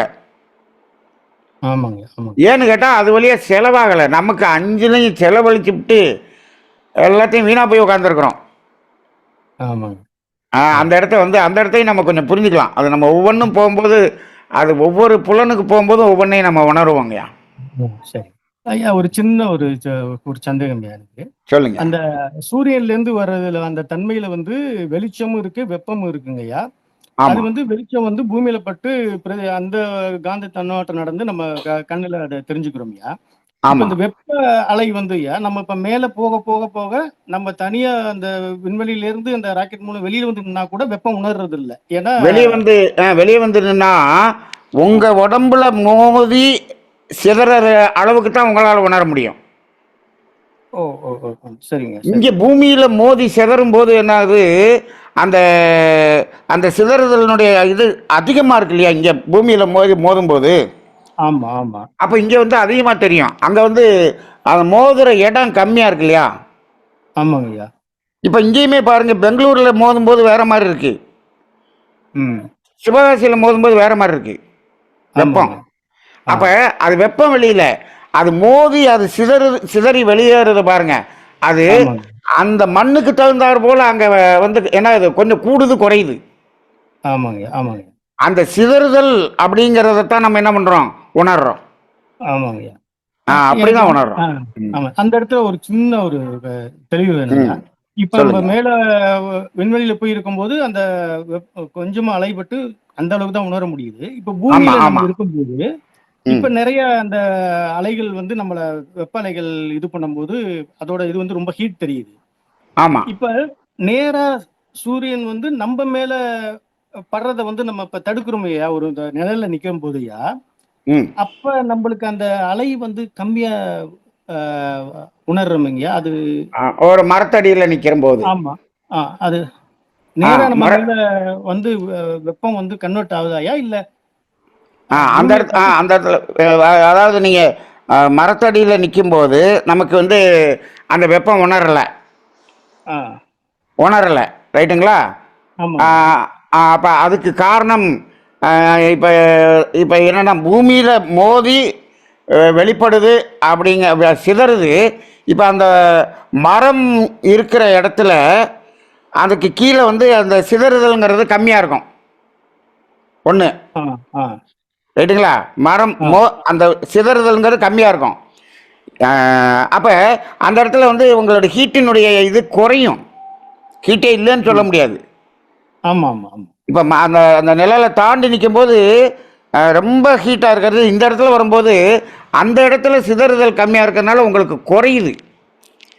இன்னொன்று ஆ. பார்த்தோம்னா அது மரத்துக்கு மரம் வேறுபாடும் பார்த்தீங்களா. ஆமாங்க. ஆமா, ஆமா. இதே ஒரு வேப்ப மரத்தடியில் நிற்கிறதுக்கும் வேற ஒரு மரத்தடியில் நிற்கிறதுக்கும் வித்தியாசம் இருக்குது பார்த்தீங்களா. ஆமாங்கய்யா. அப்போ அந்த வேப்ப மரத்தடியிலையும் புங்க மரத்தடியிலையும் அரச மரத்தடியிலையும் நிற்கும்போது அந்த வெப்பத்தினுடைய இது இன்னும் குறையுது. Incoming voice ம். call from ஆ. +91 99. அப்போ அந்த இடத்துல நம்ம என்ன பார்க்க வேண்டியிருக்குன்னா, அந்த அந்த உணர்தல் அப்படிங்கிறது, அந்த சிதறுதலினுடைய தன்மை கொஞ்சம் அடர்த்தி குறையா இருக்கிறதுனால குறையிறதுங்கிறது ஒன்று மட்டுமல்ல, இந்த மரத்திலிருந்து வெளிப்படக்கூடிய அந்த ஆக்சிஜன் இருக்கு இல்லையா, ஆமாங்கய்யா. அந்த ஆக்சிஜன் நமக்கு முழுசா வந்து நம்ம படுறதுனால அந்த வெப்பத்தினுடைய தன்மையை வந்து கொஞ்சம் ரெடியூஸ் பண்ணிடுது. ஓ, சரிங்க, சரிங்க. இதையும் நம்ம பார்க்க வேண்டியிருக்கு. ஆனால் ம், ஏன்னா ம். வேப்ப மரத்தடியில் இருக்கும்போது கொஞ்சம் குளிர்ச்சி ஜாஸ்தியாக இருக்கு.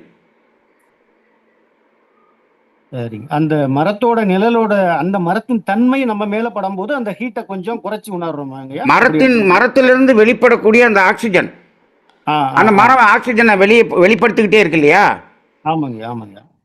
அதுவும் நம்மளோட சேர்ந்து நம்மளுடைய அந்த வெப்பத்தின் தன்மையை நமக்கு அதில் குறைச்சி விட்டுருது. நமக்கு கொஞ்சம் அந்த கூலாக தெரியுது. சரிங்க, இதில் சரிங்க. ரெண்டு ரெண்டு விதமாக பார்க்கணும்னு எனக்கு தோணுதுங்க. அந்த நிழல் அது மறைக்கிறதுனால சிதறுதல் அந்த இடத்துல கம்மிங்கிறது ஒன்று, மரத்திலிருந்து வரக்கூடிய அலைங்கிறது ஒன்று, ரெண்டு சேர்ந்து தான் நமக்கு குளிர்ச்சியை தருதுன்னு தான் எனக்கு தோணுது. ஏன்னு ஆமாங்க, கேட்டால், ஆமாங்க. நீங்கள் ஒரு இதை நம்ம ஃப்ளெக்ஸை வந்து மேலே கட்டிட்டு கீழே நில்லுங்க. ஆ, ஃப்ளெக்ஸை கட்டிட்டு நிற்கிறோம். அந்த இடத்துல அந்த மரத்துக்கடியில் நிற்கக்கூடிய அளவுக்கு குளிர்ச்சி கிடைக்குதா? ஆமா, இல்லைங்க, ஆமாங்க, ஆமாங்க. கிடைக்கல, கிடைக்கல. அப்போ இதில் இந்த மரத்திலிருந்து வரக்கூடிய அலைன்னு ஒன்று இருக்குல்ல, அதுவும் அதுக்கு காரணமாக இருக்குது. அதையும் நம்ம சிந்திக்க வேண்டியதாக இருக்குது. ஆமாங்க, ஆமாங்க. ஆமாம், இது ரொம்ப கொஞ்சம் சிந்திக்க வேண்டிய இடம். ஒவ்வொன்றையும் நம்ம அப்படியே நீங்கள் கேள்வி கேட்க கேட்க அதை நம்ம சிந்திக்க வேண்டி இருக்குங்க. ஆனால் என்னென்னா, மகரிஷி இருக்கும்போது நாங்கள் நிறைய கேள்வியெல்லாம் கேட்குற அளவுக்கு எங்களுக்கு அறிவில்லாமல் போச்சு. நிறைய கேள்வி இப்போ வருது. ஆனால் அப்போ எல்லாம் இந்த கேள்வியெல்லாம் யாருமே கேட்கல. நாங்களும் ஒரு ஒரு கிட்டத்தட்ட நாங்கள் ஒரு 100 பேர் உட்காந்து காந்த தத்துவம் கேட்டோம். 100 பேருமே யாரும் கேள்வி கேட்கல. ஏன்னா மகரிஷி சொன்ன காந்த தத்துவமே ரொம்ப எங்களுக்கு அடேங்கப்பா எவ்வளோ பெரிய தத்துவம் அப்படிங்கிற மாதிரி அந்த ஒரு பிரம்மத்திலேயே இருந்துட்டோம். கேள்வி கேட்கறதுக்கு தோணலை. நீங்க எங்களுக்கு இப்ப எளிமையா சொல்றீங்க ஐயா, ரொம்ப புரியுற அளவுக்கு சொல்றீங்க. அதனாலதான் நாங்க கேள்வி கேட்கிறோம். ரொம்ப எளிமையா எங்களுக்கு புரிய வைக்கிறீங்க. அது மேலோட்டமாக சொல்லிட்டு போயிட்டா கேள்வி வராது. ரொம்ப ஆழமாக சொல்லும் போது கேள்வி வருது. இப்போ வாழ்க வளமுடன். சொல்லுங்க. ஐயா வாழ்க வளமுடன். ஐயா அதனாலதான் ஐயா நானு தத்துவ ஆராய்ச்சியாளர். அவர் தத்துவ ஆராய்ச்சி பண்றதாங்க அவர் 24 ஹவர்ஸ் வேலையே. 24/7 எதை சிந்திக்கலாம் அப்படியே அதை ஏதாவது ஒரு டாபிக் எடுத்து செஞ்சுட்டே இருப்பாரு. அப்பப்ப ஷேர் பண்றாரு. கடைசி ஐயா வெளிப்படுத்திய அந்த ஆதகம் வேதனை என்ன தெரியுமா மகனங்கய்யா? அதாவது எவ்வளோ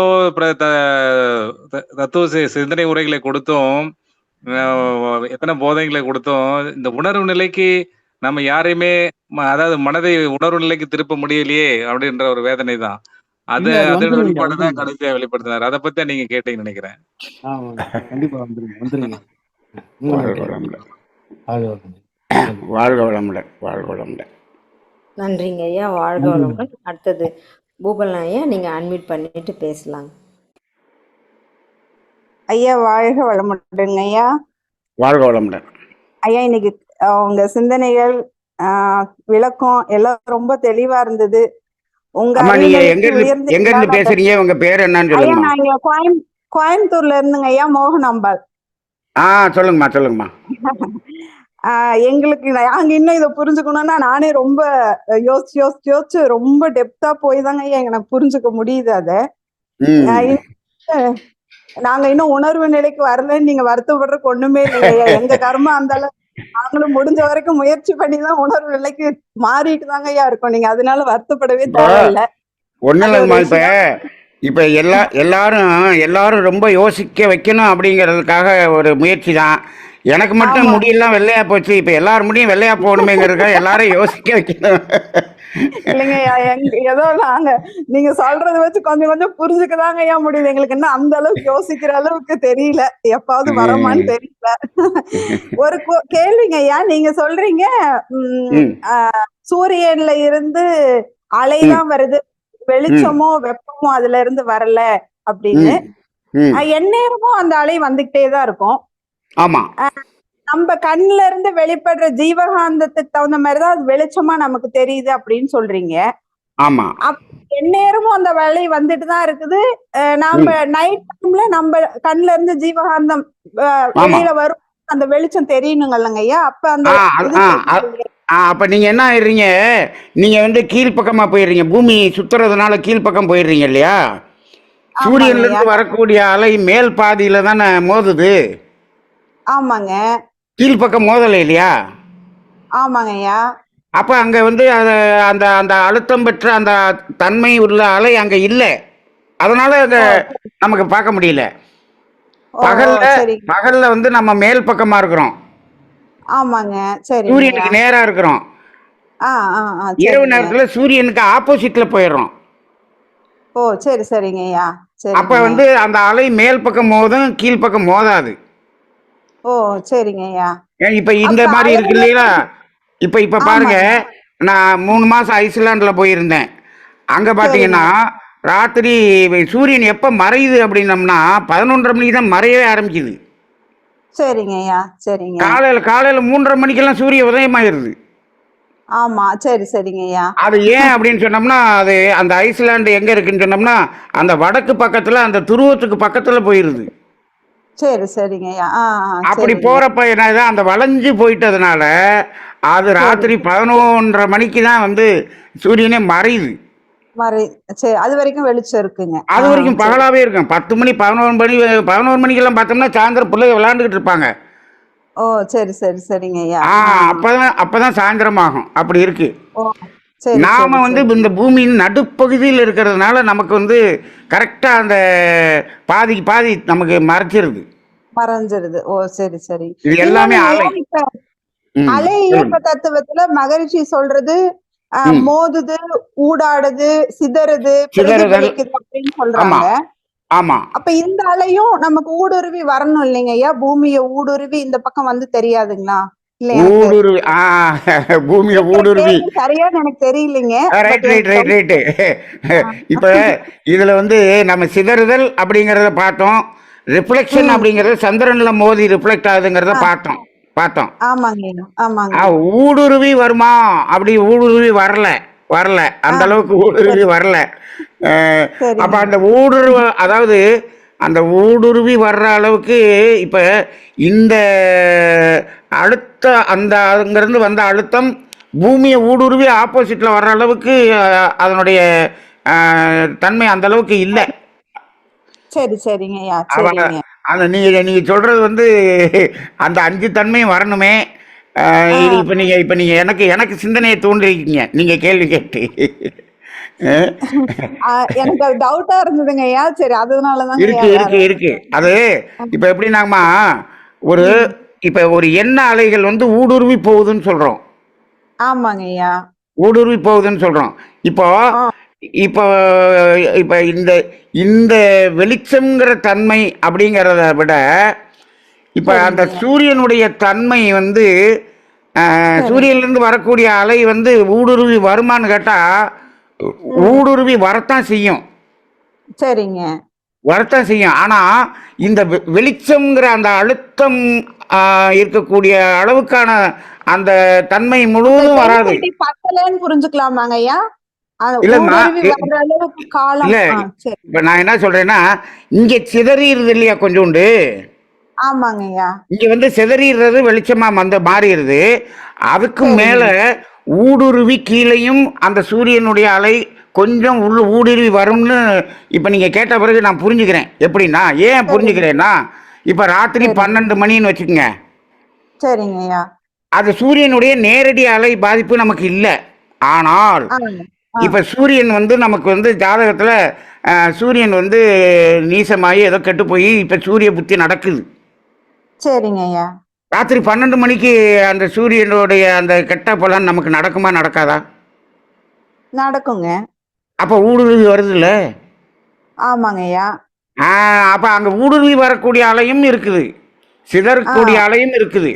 ஏன்னா சரிங்க. அப்படி ஊடுருவுதல் இல்லைன்னு சொன்னால் ராத்திரி ம் 12 மணிக்கு அந்த சூரிய ம். புத்தி நமக்கு ஒன்றும் பண்ணாது. நம்ம பண்ணுற தப்பெல்லாம் ஆமாங்க. ராத்திரி 12 மணிக்கு பண்ணிக்கலாம். ஆமாங்க ஐயா.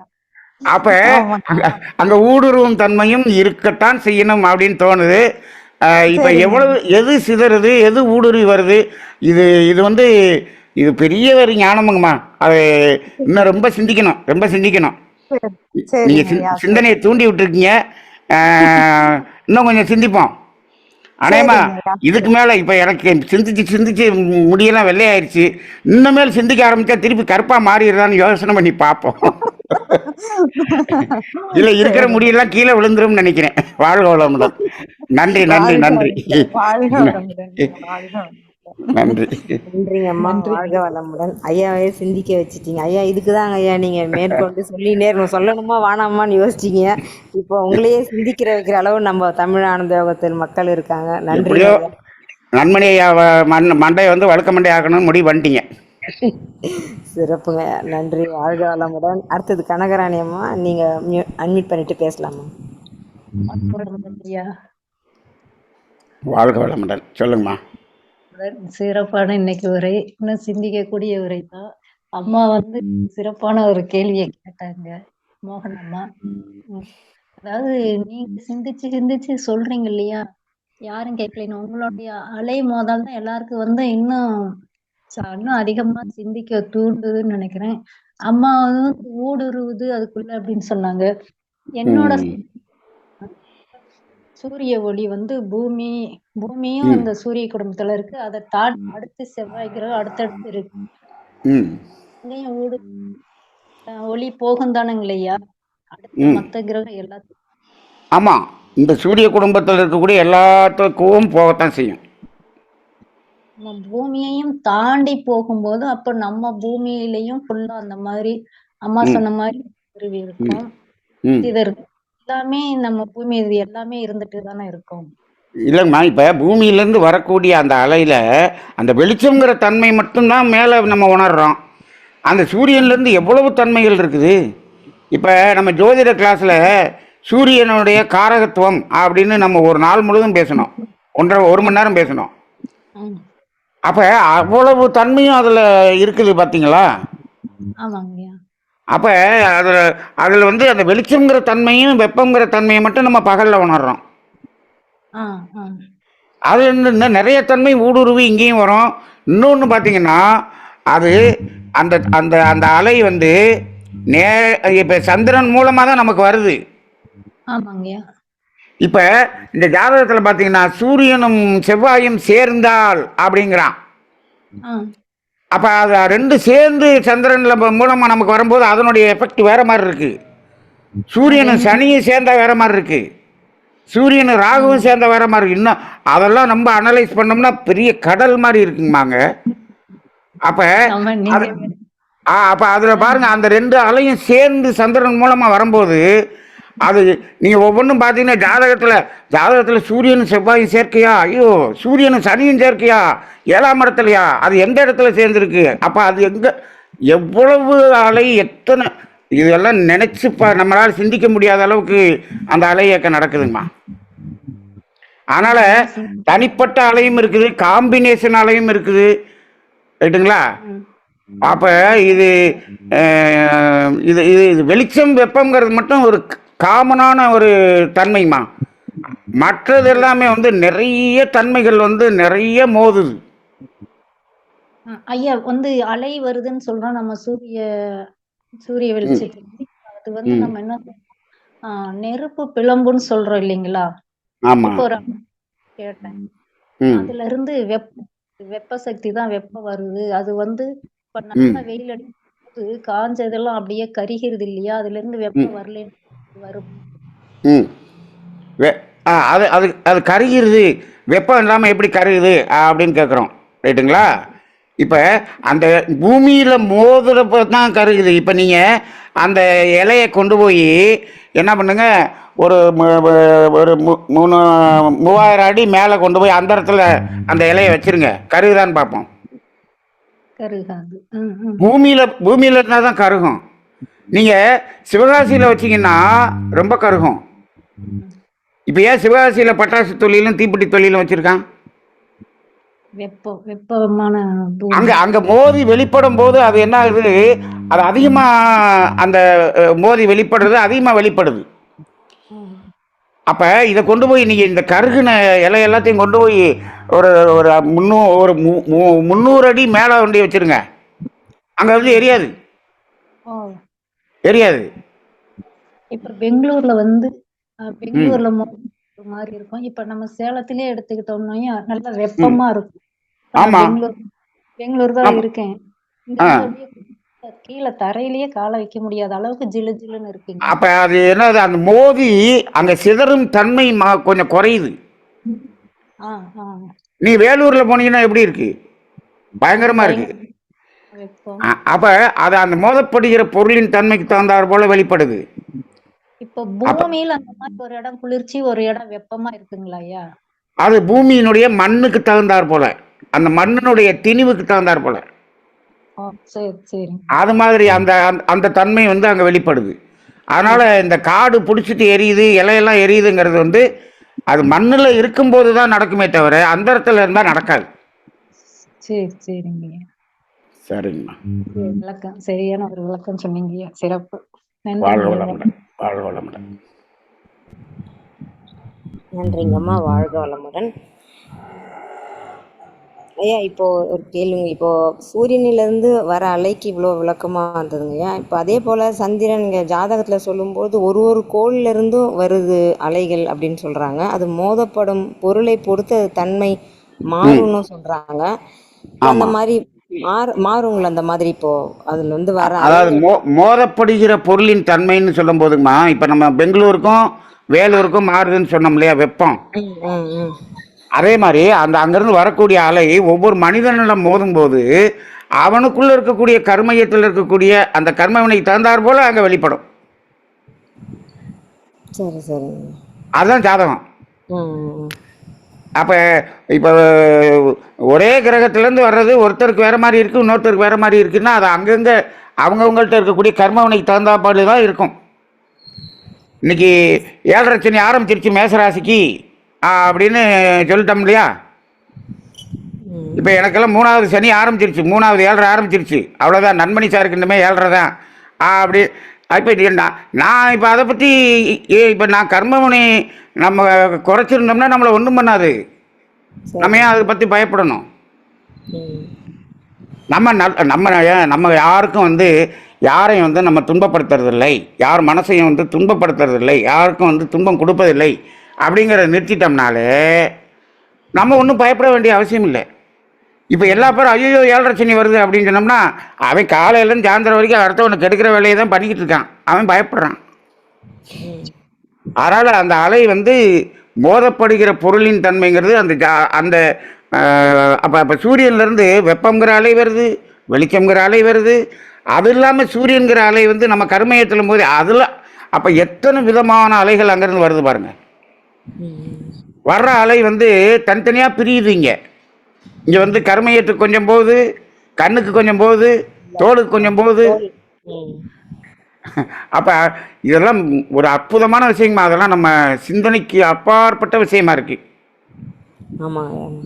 ம் நிறைய ஆனால் இது சிந்திக்கிறோங்க. எல்லாமே ம் இப்போ இப்போ ஜாதகத்தை பொறுத்தளவில் எல்லாமே என்ன சொல்கிறாங்கன்னா சந்திரன் மூலமாகத்தான் வருதுன்னு தான் சொல்கிறாங்க. ஆமாங்க. ஏன்னா சந்திரனை வச்சு தான் எல்லாமே அங்கே அந்த பலன்கள்லாம் சந்திரன் மூலமாகத்தான் எடுக்கிறாங்க, அப்படி தான் வருது.